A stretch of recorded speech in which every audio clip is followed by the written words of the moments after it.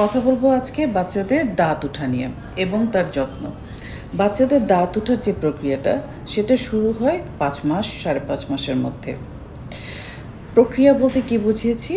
মুখের ভেতরে জায়গা তৈরি হওয়া, সেই কারণে থুতুর পরিমাণ একটু বেড়ে যাওয়া এবং মাড়ি মোটা হওয়া।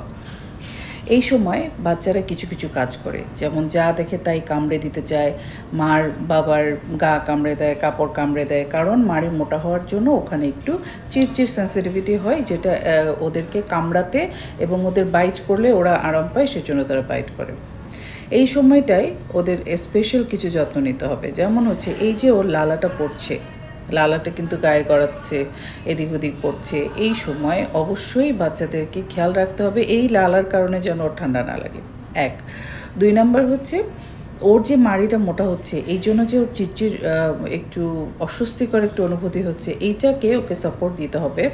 এটা কীভাবে সাপোর্ট দিবেন? ওকে কামড়াতে দিয়ে? হ্যাঁ, কামড়াতে দিয়ে, কিন্তু সেটা হচ্ছে সফট টয়েস অথবা হচ্ছে টিথার। সফট টয়েস বা টিথার যে কোনো একটা নামে এটা পাওয়া যায়। আপনি সফট টয়েস, টিথার যে কোনো একটা কিনে দিলেই হবে, এবং এইগুলা খুব বেশি পরিমাণে কিনবেন না, কয়েকটা কিনবেন, যাতে করে আপনি এটাকে প্রপারলি পরিষ্কার রাখতে পারেন। বোঝা গেল? কারণ এই যে আপনি টিথার দিচ্ছেন বা সফট টয় দিচ্ছেন, এতে যে বাচ্চা কামড়াচ্ছে, এতে কিন্তু তার লালা লাগছে। লালা লাগলে কি হয়? এটাতে আবার ইনফেকশন হওয়ার সম্ভাবনা বাড়ে, এটা জার্ম প্রোডাকশন হওয়ার সম্ভাবনা বাড়ে। ওটা যদি আনক্লিন অবস্থায় আবার সে মুখে দেয়, আবার যদি সে কামড়ায়, তাহলে কিন্তু তার ওরাল হাইজিনটা মেনটেন হবে না। গেল, দাঁত উঠে শুরু হয়ে গেল 6 মাস থেকে।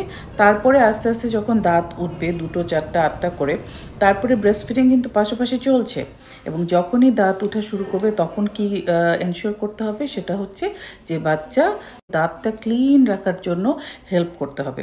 তাই বলে কি ওই সময় ব্রাশ করতে হবে? নো। বাচ্চাকে প্রত্যেকটা খাবারের পরে, যেহেতু 6 মাসের পরে থেকে সে তোলা খাবার খাবে, প্রত্যেকটা খাবারের পরে একটু করে পানি খাওয়াতে হবে, যাতে খাবারটা মুখে বা দাঁতের গোড়ায় জমে না থাকে। এবং যখন 1 বছর হয়ে গেল, তখন কিন্তু মুখের ভিতরে 8টার বেশি দাঁত হয়ে গেল, 8টা থেকে 12টা দাঁত হয়ে গেল আস্তে আস্তে।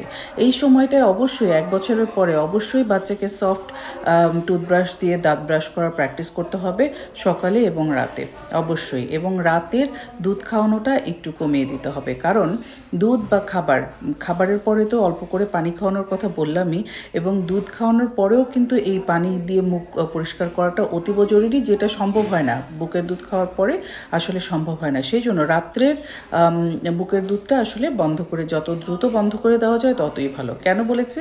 কারণ রাত্রের বুকের দুধ কিন্তু আপনার দাঁতের গোড়ায় জমে থাকে, সেটাতে কি হয়, আস্তে আস্তে ওরাল হাইজিনের সাথে এটা কম্প্রোমাইজ হয়ে যায়, কিন্তু সেদিকে খেয়াল রাখতে হবে।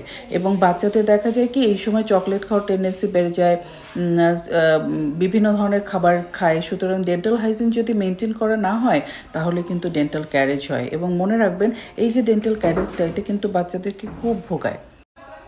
সুতরাং এই কথাগুলো মনে রাখবেন এবং অ্যাকর্ডিংলি বাচ্চাদেরকে সাপোর্ট করবেন, তাহলেই ওরাল হাইজিন মেনটেন করলে ওদের কিন্তু ক্ষুধার চাহিদাটাও কমবে না, এবং বাচ্চা সুস্থ রাখা সম্ভব হবে। অনেক ভালো থাকবেন, সুস্থ থাকবেন, নিজেদের সুস্থ বাচ্চা নিয়ে। খুদা হাফেজ।